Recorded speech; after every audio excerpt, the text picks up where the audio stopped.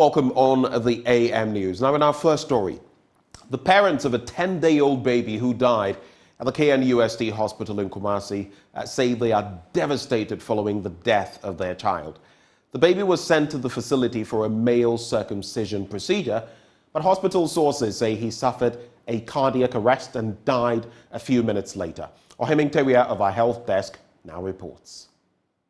On April 3, 2023, Mohammed Jamal and Halimatu Adams took their son, Faraj Mohammed, to the KNUST hospital for a simple procedure, male circumcision. The baby was received by a nurse who took him to the theater for the procedure. 3rd April, no near Jordanapa. Na akulanya 10 days. Inti ya say, you be call for circumcision. You jare akra no you ho den bibia ha no na de no call Tech hospital. You de no call hospital no omo ochire theater ma ye call ho e ma nurse ne no abeji akra no hwe no nti oje akra no eyi ne diaper no e run atade hwe akra no hwe ne diaper hwe ne be ma ho nyina o hwe na o si bibia ye okay. The wild cry of the baby was heard for the last time by the parents, who were then seated at the waiting area of the theater. Then, some senior nurses and doctors were seen rushing into the theater, a development which made the parents distraught.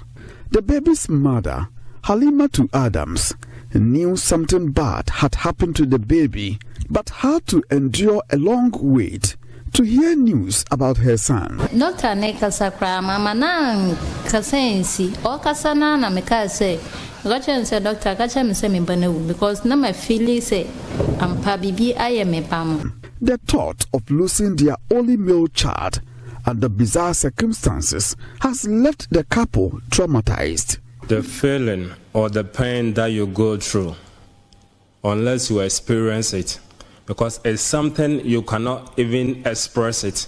What you go through, the psychological pains, the trauma that you go through any night, when you hear the cry of the child, the pains and even you can't do anything, you can't focus. Authorities at the KNUST hospital have declined comments on the mother.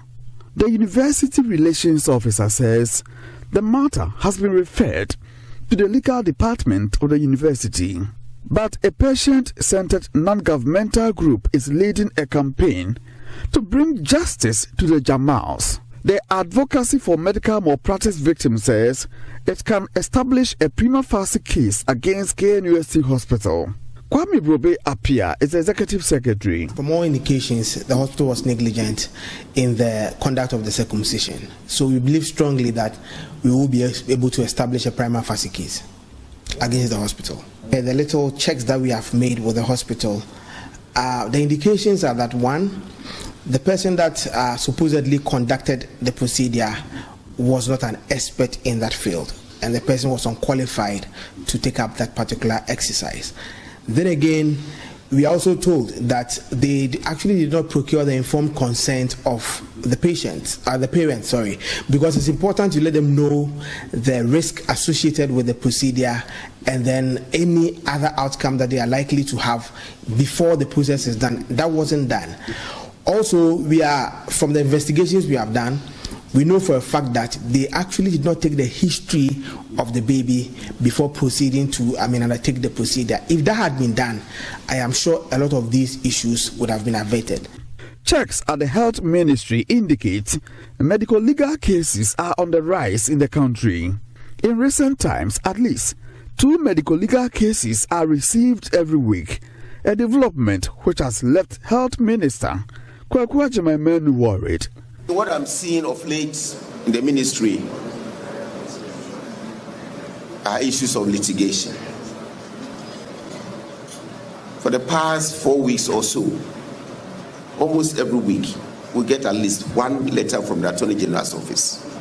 Somebody has sued somebody with problems with care, service delivery, and they want us to come with information for them to go to court with.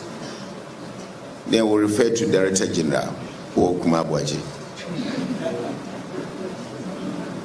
but I've been with you for the past 6 years. Earlier when I came in, those things were not happening that much. But now it's become something, it's just climbing, it's becoming very common. From Kumasi, for Joy News, Oimeteria reporting.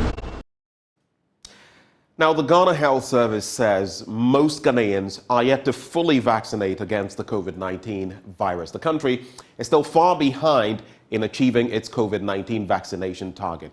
The service says this leaves the country vulnerable to the virus. Director General of the Ghana Health Service, Dr. Patrick Kumabwaje, was speaking at the launch of the 7th National COVID-19 Vaccination Campaign. Only 10.8 million of the population in Ghana have been vaccinated against COVID-19, representing 34%. 13.9 million have received just one dose of the COVID-19 vaccine. The Ghana Health Service is not happy with the development. The service has therefore launched the 7th edition of its COVID-19 vaccination campaign.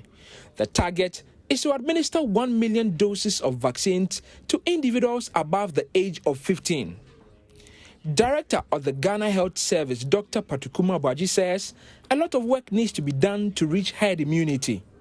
Nearly 26 million doses of COVID-19 vaccine have reached almost 14 million persons, out of which 10 million persons are fully vaccinated. And as was said earlier, this represents about 59.4% of the target. While this is commendable achievement, the country is still far from achieving its national target. This means that the whole population still stands at a risk of a likely event of new variants as COVID-19 remains extremely unpredictable. And I must say, as you saw the program manager present, this total dose represents about 34.46% of the population. What it means is that almost 70%, or a little over 60% of the population are unvaccinated. He indicated that misinformation is hindering many individuals from getting vaccinated. Well, I think that's always been the misinformation, and then the fear, and then the low-risk perception. The low-risk perception is the thing that is going to happen to you, but not me.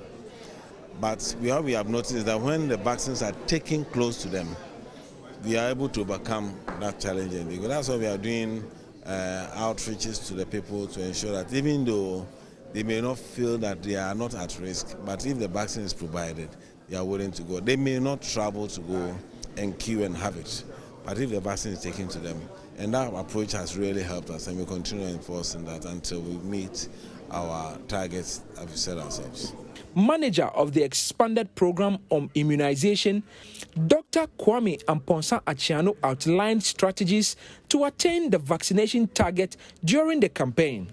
We want to deploy approximately 5,000 and over vaccination teams with over 1,000 supervisors across all the levels from national, regional, district, sub-districts, using almost 23,000 healthcare workers and volunteers nationwide.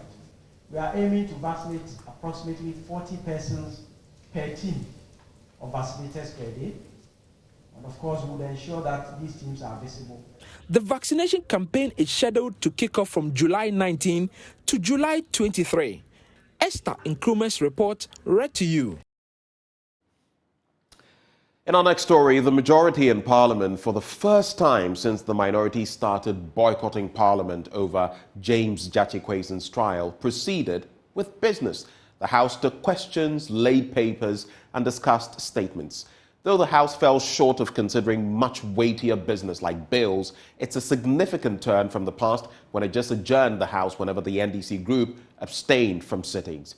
Majority Chief Whip Frank Anodompre clearly told the NDC that, quote, "The Parliament of Ghana cannot wait for you." Our colleagues in the minority, and they have elected not to be present. So that the Parliament of this Republic cannot wait for them. And hence, as often been the practice, want to appeal to you that the answers to these questions be published, except for question 1405, which stands in the name of the Honorable Vincent. As a first speaker, to your leave.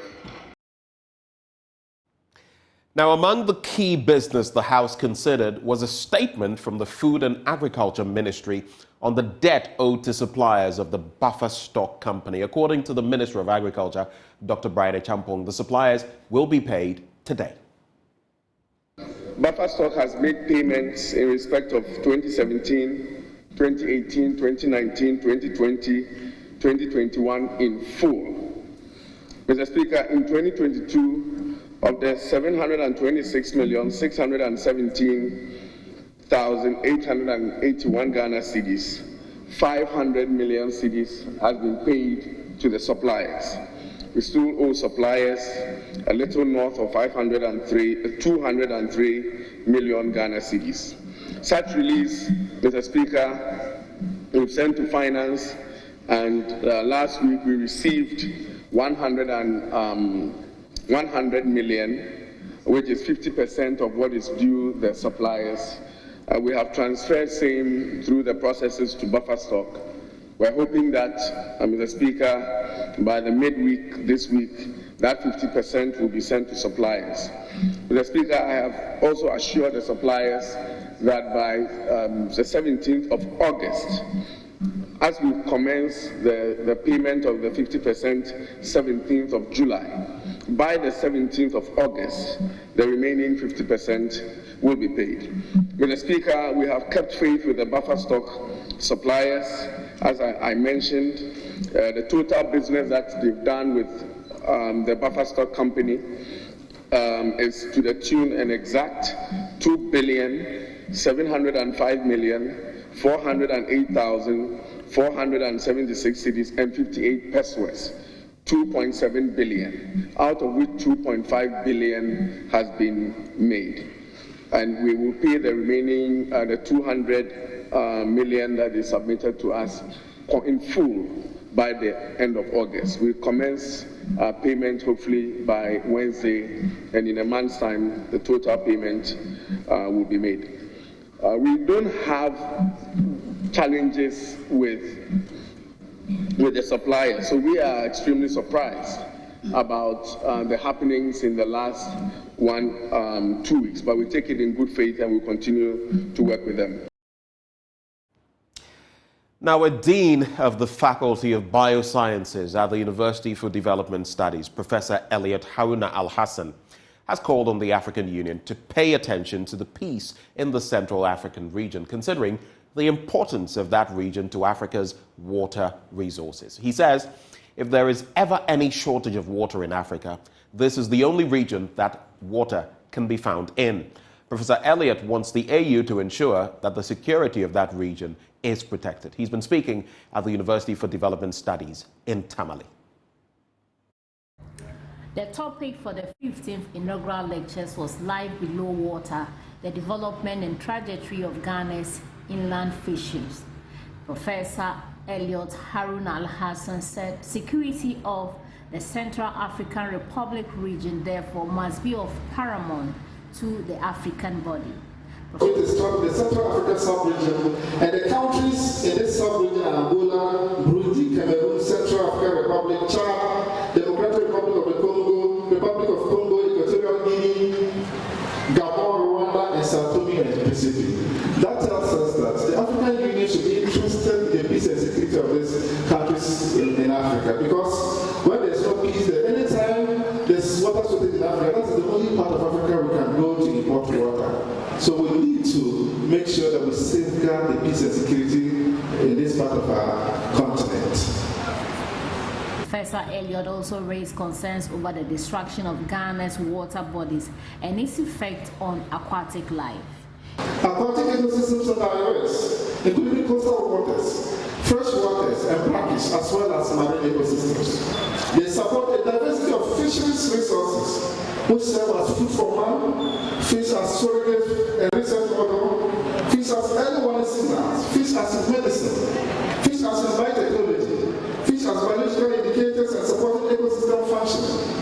These ecosystems also provide significant ecosystem services to man, including navigation of transport, water abstraction for domestic and industrial use, control of climate and diseases, regulating food web dynamics and nutrient balances, recreation, and of course, hydropower generation.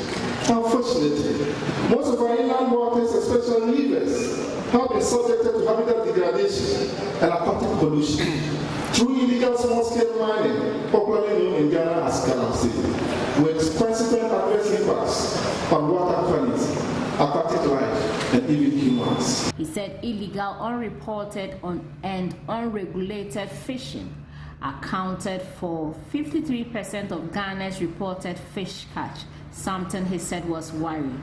Mr. Chairman, the big threat to life below water is overfishing and unsustainable aquaculture. A majority of fisheries, over 80% of asset stocks, are fully fished, overfished today. Illegal, unreported, and unregulated fishing, otherwise known as IUU fishing, accounts for as much as 53% of reported catch. Sustainable fishing, Mr. Chairman, therefore means leaving enough fish in the ocean and inland waters, respecting habitats, and ensuring people who depend on fishing can maintain their livelihoods. A conventional idea of a sustainable fishery is one that is harvested at a sustainable rate, where the fish population does not decline over time. Sustainable fishing contributes to global food security, prevent protein demand shifting on land, and causing further deforestation.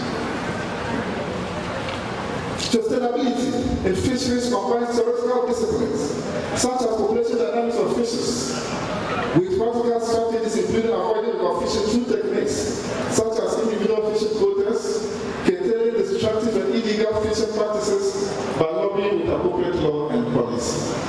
The Vice Chancellor of the UDS, Professor Saidu Al-Hassan, praised Professor Elliott for his contribution in the area of aquatic life. All his publications were relevant to the area Professor Shida is looking at, for that's fisheries and aquatic sciences.